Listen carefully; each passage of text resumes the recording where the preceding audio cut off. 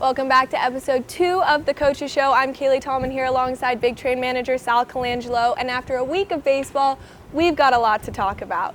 So Sal, you started the week with the exhibition game, followed by 3 wins and then a loss on the road to the Aces. What are your first feelings about this team so far? Overall, I think we got a great group of guys. A lot of different styles of play. It's more of an evaluation process right now, trying to get guys in to kind of build that team bond and that culture. It's, it takes time the first week all the time. But overall, I mean, you're 3-1, you can't complain. The most important thing is that they're having fun and they're working on their craft and they're getting better. The first game being the exhibition game was a win on a walk-off, but it wasn't the cleanest of games. There were a lot of errors. Were you nervous at all coming out of that game? Yeah, no, I wasn't nervous at all. It was an exhibition game. Obviously, I was in shorts. We had people playing out of position. I'll never put pitchers in the field, although they want to, but that won't do it. Their career is more important. But no, not at all. We had people playing everywhere.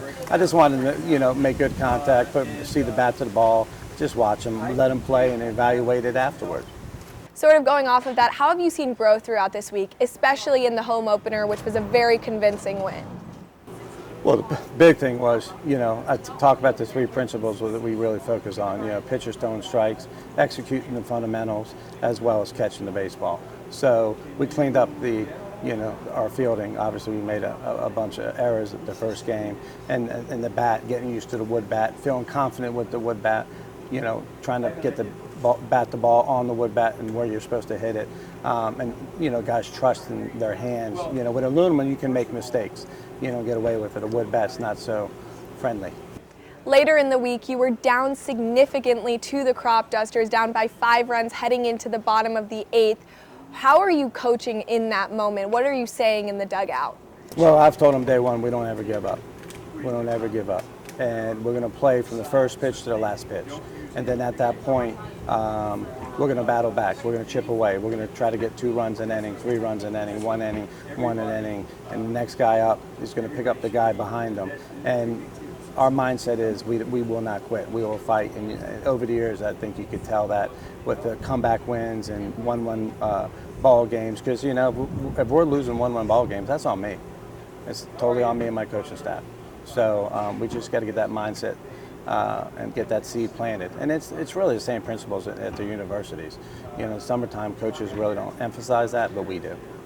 Along those lines, sometimes guys get in slumps, whether that be hitting, fielding, or pitching. How do you approach your role as a head coach in those moments? We've had some of the guys, pitching-wise, Lopez has so many notes that he goes over with the guys after and when they're not throwing. But whether it's offensive or defensively, I spoke to a young man. I said, look, don't let me believe in you more than I believe in you. And, with that said, you want them to feel confident, knowing that if they make mistakes, they're going to go back in there. And that was the whole purpose of everything. And you just got to be transparent with them, and you got to do that, because if you don't do that, you're going to lose them and they're going to quit and not play for you.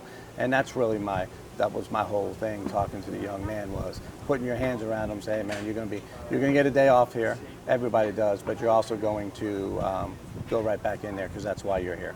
Finally, you weren't able to make it to that road game against the Aces, and you left Coach Lopez in charge. Talk about the trust you have with him and in him after having coached with him for so long. Yeah, I mean, Coach Lopez or Coach Bob or Coach G, when I'm not there, the biggest thing is making sure the internet works so I can watch it on my phone during the retirement ceremony. But, oh my God, they're brilliant guys. They know how to manage the team. They know how to manage people. It doesn't bother me one bit. The only difference is he doesn't have me to bounce stuff off of, and I don't have him to bounce stuff off of. And we'll look at each other and go, Coach, that's your gut, go with it. So it's just that bounce back and forth. But they're leaders. They understand that they're ambassadors of the game. They know how the game should be played. They understand how we want to play it. They understand when to run, when not to run.